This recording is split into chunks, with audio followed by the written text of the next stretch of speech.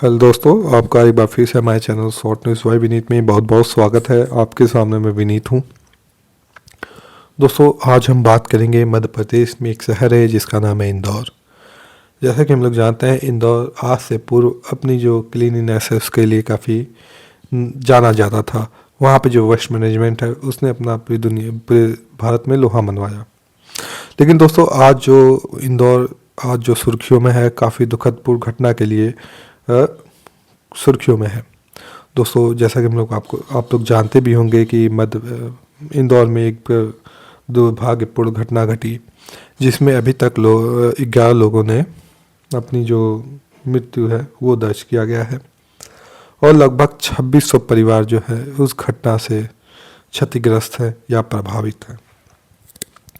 दोस्तों, आज हम बात करेंगे कि ये घटना क्यों घटी और साथ ही साथ उसमें कौन जिम्मेदार है, अभी तक गवर्नमेंट ने क्या स्टेप लिया है, इन सब बातों के ऊपर।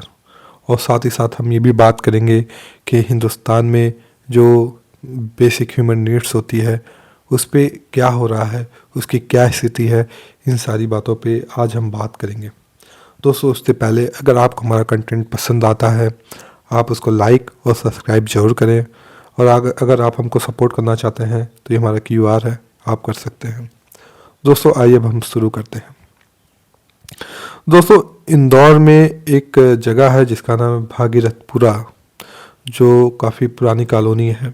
वहाँ पे एक दुर्भाग्यपूर्ण घटना घट गई है। जैसा कि लोग पॉइजनस यानी कि जहरीला पानी पी के लगभग 11 लोग की मृत्यु हो चुकी है। और पूरी जो सोसाइटी है, कॉलोनी है, उसमें लगभग 2600 परिवार है। वो सारा परिवार वो गंदे पानी की वजह से प्रभावित है। दोस्तों, NDTV ने रिपोर्ट कवर किया है कि एक नवजात शिशु था, बच्चा था, उसकी माँ को कुछ मेडिकल प्रॉब्लम की वजह से ब्रेस्ट फीडिंग नहीं हो पा रही थी, तो उसकी माँ जो है बाहर से जो दूध था डॉक्टर द्वारा रिकमेंडेड उसको दे रही थी।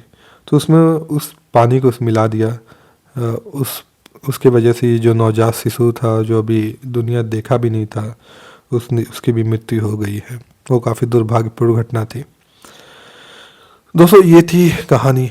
दोस्तों, और उसमें ये भी बताया जा रहा है कि लोकल्स बता रहे हैं कि ये जो पानी है, जो गंदा पानी है, दुर्गंधित पानी है, वो काफ़ी समय से आ रहा था।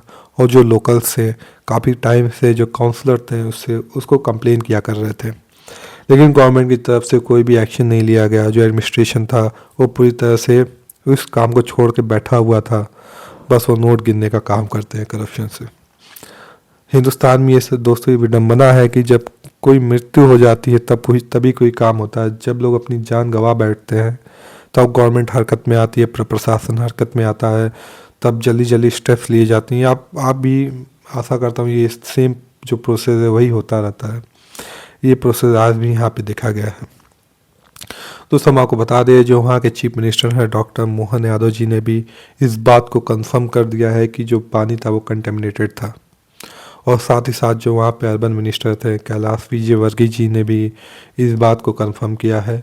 और जो वहाँ के चीफ मेडिकल ऑफिसर हैं, वहाँ पे जो रिपोर्ट आई है टैप वाटर को कलेक्ट करके वो MGM मेडिकल कॉलेज में भेजा गया था, तो उस रिपोर्ट में भी बताया गया है कि जो पानी था कहीं ना कहीं कंटेमिनेटेड था। अब आपको हम बता दें, जो सारी बातें अब मीडिया में आ चुकी हैं, इसमें बताया जा रहा है कि जो टैप वाटर था वो लीकेज था उसमें, और उसका जो लीकेज आया है एक पब्लिक टॉयलेट था उसके पास में। और ये जो पब्लिक टॉयलेट था उसका जो सीवेज था उस पानी के थ्रू रिस्क के लोगों के घरों में गया। वो आज से नहीं हो रहा था ये घटना, वो घटना बहुत समय से घट रही थी, लेकिन कोई भी इस पर एक्शन नहीं ले रहा था। सब पूरा प्रशासन अपनी आंख मूंद के बैठा हुआ था। तो दोस्तों, ये थी घटना।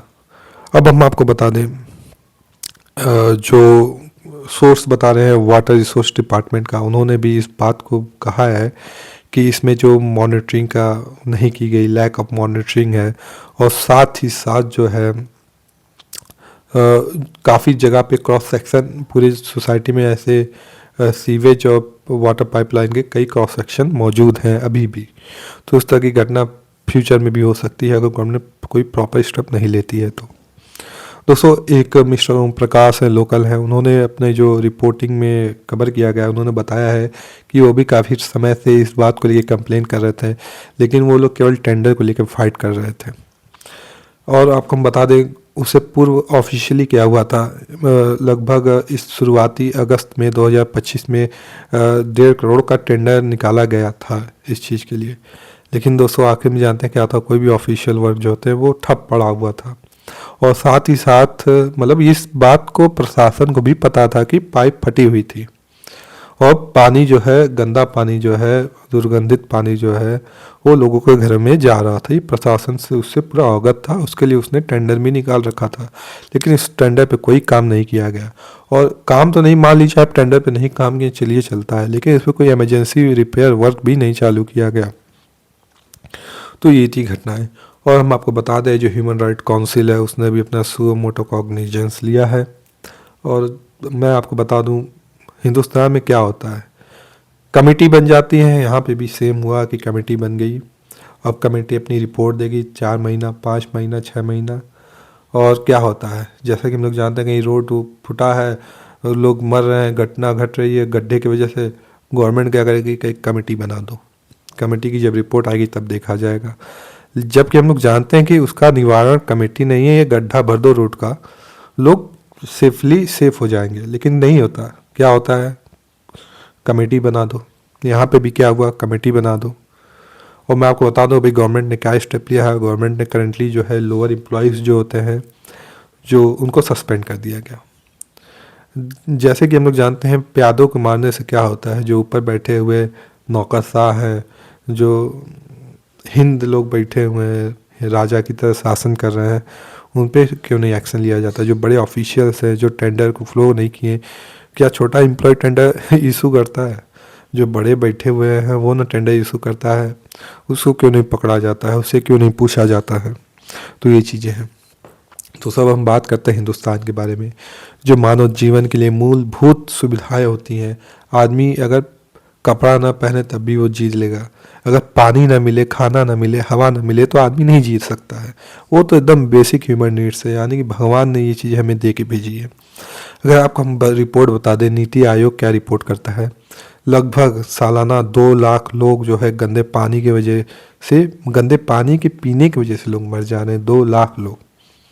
यही नहीं दोस्तों, सालाना जो है 500 बच्चे अंडर 5 ईयर ऑफ एज रोज़ मर रहे हैं। 500 बच्चे किसके वजह से, गंदे पानी की वजह से, और जिससे हार्स या जो इनको डायरिया हो जाता है उसके वजह से 500 बच्चे रोज़ मर रहे हैं। दोस्तों ये तो एक बड़ा शहर था, लोगों की नज़रों में था, तो ये घटना सबके सामने आ गई।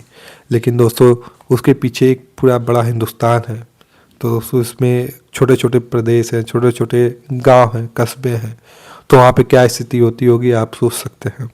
मैं आपको बता दूं दोस्तों, दिल्ली जैसे शहर में भी साफ पानी लोगों को मुहैया नहीं हो पा रहा है, तो आप दूर सुदूर गांव की बात सोच लीजिए क्या होता होगा वहाँ पे। ये था दोस्तों बातें। अब मैं आपको बात करूँ तो मूलभूत सुविधाओं की बात चल रही थी, हवा की बात है। मान लीजिए पानी पी लिए, पानी का एक्शन तुरंत हो गया, लोग मर गए। लेकिन दोस्तों जो जहरीली हवाएं हैं दिल्ली में, प्रदूषित हवाएं हैं दिल्ली में, मैं दिल्ली की बात नहीं करूंगा, हिंदुस्तान के कई बड़े शहर जो है आज जो है प्रदूषित और जहरीली हवाओं से ग्रसित है। दोस्तों जैसा कि हम लोग जानते हैं कि ये जो हवाएं हैं लोगों के चेस्ट को कमज़ोर कर रहे हैं।